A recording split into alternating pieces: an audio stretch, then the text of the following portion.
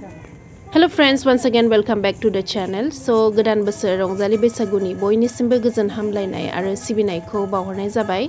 तो दिनैहाय आङो आंनि बिखुनजोजोंहाय ब्रह्म मन्दिरावहाय थांगासिनो दङ। ओमफ्राय आङो बे गसाइगावनि ब्रह्म मन्दिरावहाय मालाबाबो थांफेराखैमोन आरोना हाबा जाखांनायनि उनावहाय, ओंखायनो दायो जिहेतु गोदान बोसोर ओंखायनो एसे खुलुमहैनो होननानै माजोंहाय थांगासिनो दं आरो आंनि बिखुनजोजोंहाय। ओमफ्राय नैबेलाय गेटआ बेनो मोनबाय।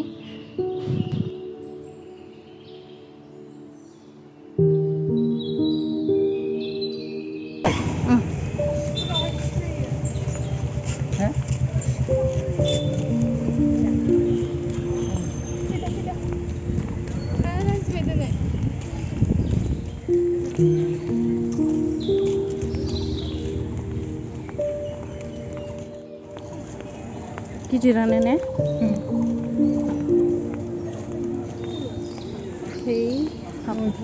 बरायबाय।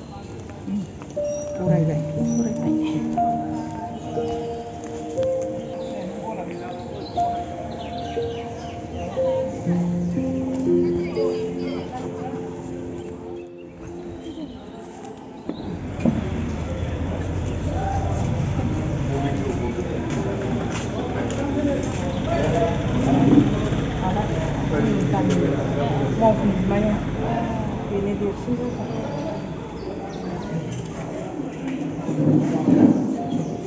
दायो गसाइगावनि ब्रह्म मन्दिरावहाय सफैबाय।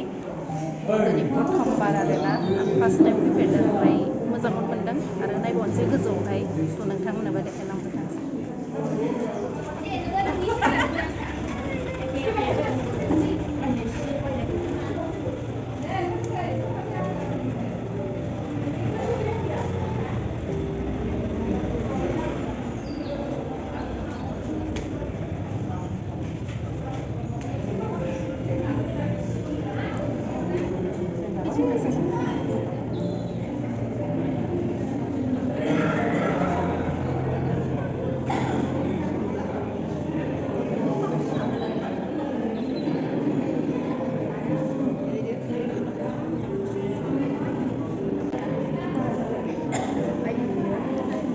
दिनै सारा आसामावनो गाजा गोमजायै बर'फ्रा बेखौ जों नुहोदों।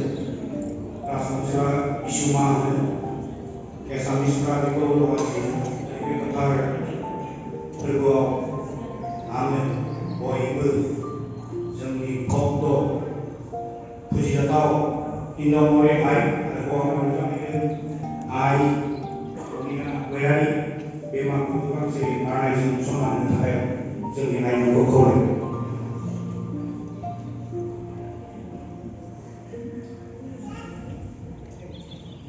आरो जोंजोंनो जोंनि गेजेराव गुबुन गुबुन जातिनि मानसिफोर फैदों, जोंखौ सनमान होनानै बिथांमोनखौ जों आरनायजों बरायगोन। सिगां बेनि उनाव जोंनि बयनिस्थ आसाम साहित्य सभानि आगोलनिबो दाथ' बियो प्रेसिडेन्ट ना, ইয়াৰ পিছতে আমাৰ লগত আছে আমাৰ নৰোত্তম বসুমতাৰী। তেখেতে অলপতে ফাগুৰি হাইস্কুলত গ্ৰেজুৱেট হৈছিল। তেখেত আমাৰ প্ৰধান ভক্ত, তেখেতকো আমি এটি আৰনাইৰে সম্বৰ্ধনা জনাবলৈ মই অনুৰোধ কৰিছোঁ।